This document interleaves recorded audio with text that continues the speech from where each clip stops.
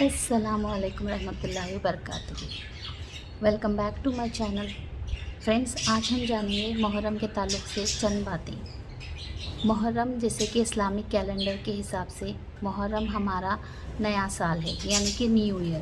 ہم مسلمس محرم کو ہمارا نیو ایئر، نیا سال مانتے ہیں۔ نئے سال کی ہماری شروعات ہوتی ہے محرم کے مہینے سے۔ سو فرینڈس، محرم کے پہلے 10 دن بہت اہمیت کے ہوتے ہیں۔ محرم کے ان دنوں میں دعاؤں کے ساتھ ساتھ نفل روزے رکھیں، خصوصاً 9 اور 10 محرم کو۔ صدقہ و خیرات کریں، اہل بیت کی قربانیوں کو یاد رکھیں، دل کو گناہوں سے پاک کریں۔ محرم کے پہلے 10 دن کیوں اہم ہیں؟ کیونکہ اللہ کے منتخب مہینوں میں سے ایک مہینہ محرم ہے۔ محرم ان 4 مہینوں میں شامل ہے جنہیں اللہ نے حرمت والا قرار دیا ہے۔ دوسرا ہے یوم عاشوراء، یعنی کہ 10 محرم۔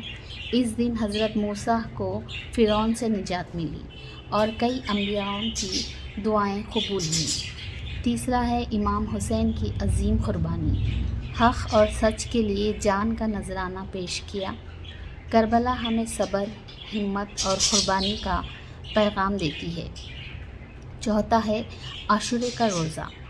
نبی صلی اللہ علیہ وسلم نے فرمایا، یہ روزہ پچھلے سال کی گناہوں کا کفارہ بن سکتا ہے۔ تو کوشش کریں کہ آپ نفل روزے پہلی محرم سے لے کے 10 محرم تک بھی رکھے جا سکتے ہیں، اور نہ ہو تو 9 اور 10 کا روزہ ضرور رکھیں۔ پانچواں ہے عبادت کا سنہری موقع۔ نوافل، دعا، صدقہ، ذکر، درود کے ذریعے دل کو پاک کریں اور اللہ سے قریب ہو جائیں۔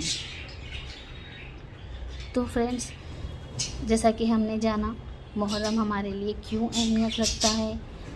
یہ محرم کے دنوں میں نوافل ادا کریں، نوافل نماز ادا کریں، زیادہ سے زیادہ ہمارے انبیاؤں کی قربانیوں کو یاد کر جتنا ہم سے ہو سکتا ہے عبادت کرنے کی کوشش کریں، درود پڑھیں، ہمارے سارے صحابہ پر درود بھیجیں، اور جتنے ہو سکتا ہے آپ سے روزے رکھنے کی کوشش کریں، کیونکہ محرم بہت ایک خوشی کا مہینہ ہے۔ لوگ اس کو غلط انداز سے لیتے ہیں، لیکن محرم کیونکہ ہم مسلمس کے لیے نیا سال ہے تو ہمیں خوشی منانی چاہیے، اور محرم میں زیادہ سے زیادہ صدقہ خیرات کر کے ہم اپنے جو ہمارے انبیاء ہیں ان کی قربانیوں کو یاد کر کے ہمارے دین کو مضبوط کر سکتے ہیں۔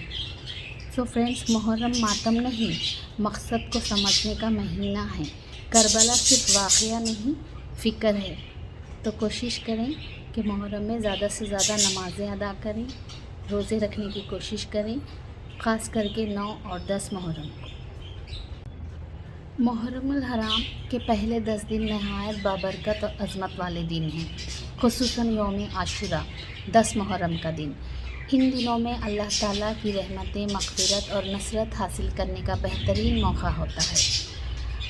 زیادہ سے زیادہ دعائیں کریں، استغفار کریں، استغفر اللہ من کل ذنب واتوب الیہ، جتنا ہو سکتا ہے چلتے پھرتے اپنی زبان پہ اس کو جاری رکھیں، اور نجات، دشمنوں کی نجات سے، فتنوں سے، پریشانیوں سے حفاظت کے لیے حسبنا اللہ و نعم الوکیل اس کا ورد کرتے رہیں، اور رزق میں برکت کی دعا کریں، اور جتنا ہو سکتا ہے آپ کے لیے جتنی دعائیں آپ کو آتی ہیں ان دعاؤں کو اپنی زبان پہ جاری رکھیں۔ ان 10 دنوں میں خاص کر کے زیادہ سے زیادہ دعائیں کریں، صبر اور استقامت کی دعا کریں، دنیا آخرت کی بھلائی کی دعا کریں۔